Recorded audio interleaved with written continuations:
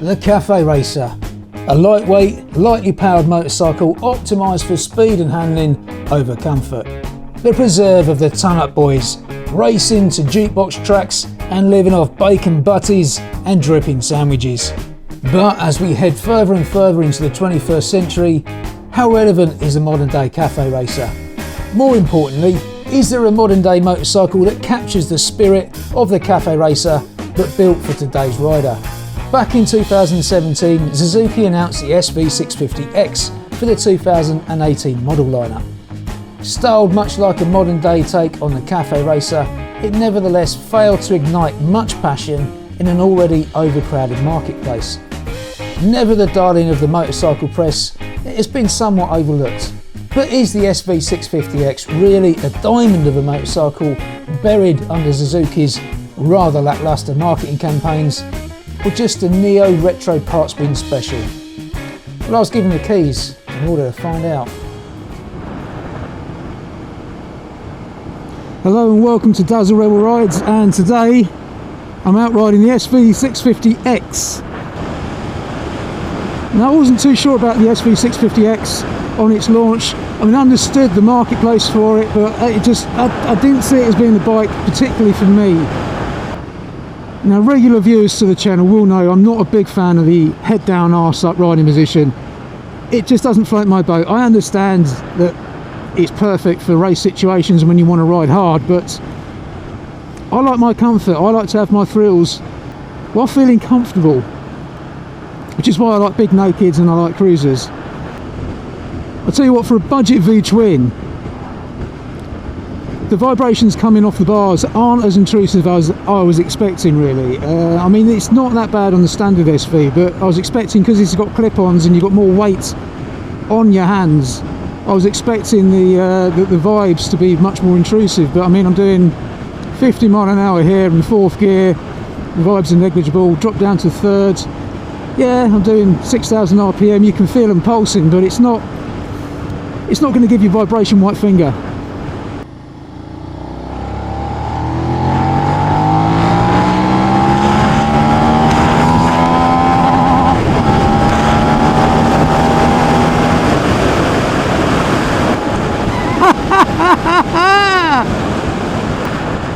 This thing can pick up quite well.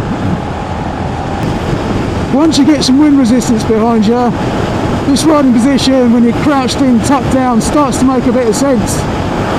It starts to actually get quite comfortable.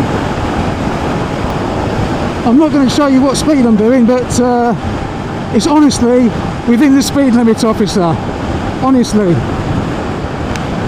Scouts honour, dib dib dub and all that.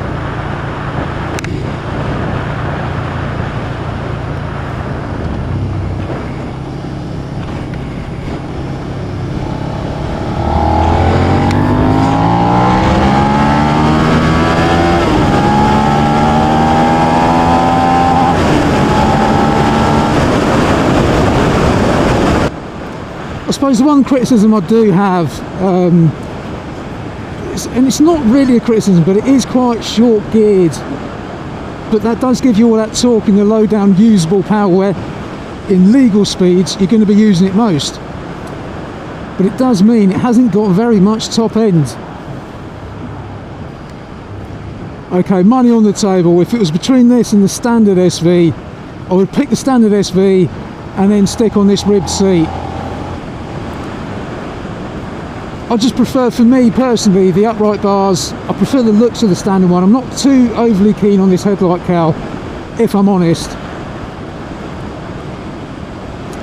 I do think that Suzuki could have done a better job at making a attractive looking modern retro, but that's just me. And you know, beauty is all in the eye of the beholder.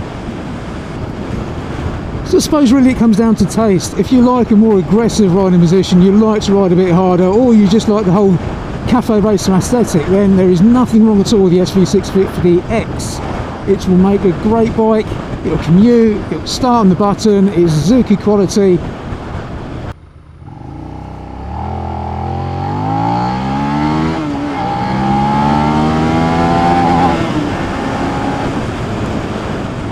That's the problem I have with it. It does tend to hit the rev limiter, and then you just want that little bit extra. You just want that little bit more to pull out of that engine.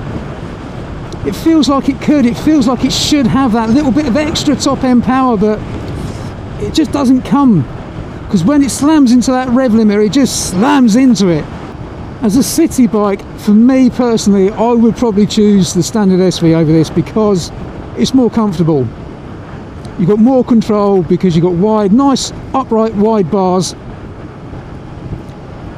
If you prefer your sporty riding and you don't mind a bit of wrist ache, a little bit of backache and a little bit of neck ache, then go for the more sporty riding position. If you're used to more sporty bikes, you won't have an issue with it. Okay, so now we come to filtering, and it's quite capable. Because of these nice narrow handlebars, these nice little clip-ons. Okay, I'm 36 and I'm not exactly as healthy and as athletic as I was in my 20s. I'm certainly not as flexible, but damn, my right knee is killing me, my wrists are killing me, and my neck is killing me. This, folks, is why I prefer nakeds and cruisers, and to some extent adventure bikes, anything that actually feels comfortable to ride. So the SV650X, a modern day cafe racer? Quite possibly. If you're in the market for a fun bike that doesn't cost the earth, then it's certainly worth a look. For me though, it's neither a diamond in the rough or a parts being special. Its habitat is the middle ground. It's not bad, but it's not brilliant. But decent enough for the money.